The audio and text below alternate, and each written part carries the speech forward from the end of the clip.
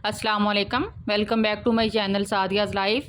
आज हम बनाएंगे चिकन पुलाव। तो चलिए बनाना स्टार्ट करते हैं।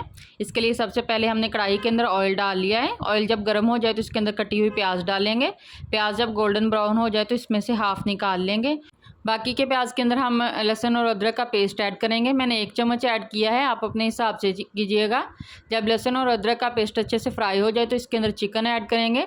चिकन का जब कलर चेंज हो तो इसके अंदर साबित मिसाले ऐड करेंगे। साबित मिसालों में मैंने 4 लौंग लिए हैं, 2 बड़ी इलायची लिए हैं, 2 सब्ज़ इलायची लिए हैं, 2 ही मैंने दालचीनी के टुकड़े लिए हैं और 2 तेज़पत्ते लिए हैं। इन सब को अच्छे तरीके से मिक्स कर लेंगे। अब हम इसके अंदर 3 से 4 टमाटर हम डालेंगे। मैंने छोटे टमाटर लिए थे, आपके पास अगर बड़े हैं तो आप 2 डाल देना। टमाटर अच्छे से जब सॉफ्ट हो जाएं तो अब इसके अंदर हम पाउडर मसाले ऐड करेंगे।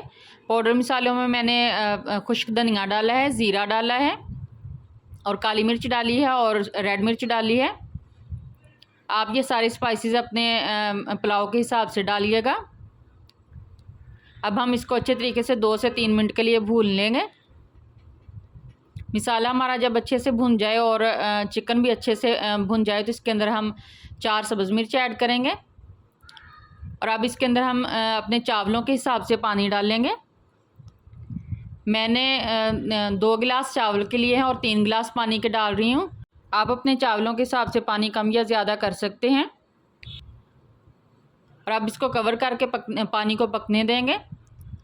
पानी में उबाल आ चुका है। अब हम इसके अंदर चावल ऐड करेंगे। चावल को तकरीबन हमने आधा घंटा भिगो दिया था अच्छे तरीके से धो के। अब इसको कवर करके हम मीडियम आंच पे तकरीबन 10 मिनट के लिए रख देंगे। जब चावल इस स्टेज पे पहुंच जाए तो इसको 15 मिनट के लिए नीचे तवा रख के हम हल्की आंच पे दम देंगे। तो चिकन पुलाव हमारा रेडी है। गार्निश के लिए इसके ऊपर तली हुई प्याज डालेंगे जो पहले से निकाली थी हमने। रेसिपी अच्छी लगे तो ट्राई ज़रूर कीजिएगा, दुआओं में याद रखिएगा। एक दफ़ा फिर मिलेंगे एक नई और मज़ेदार रेसिपी के साथ। अल्लाह हाफिज़।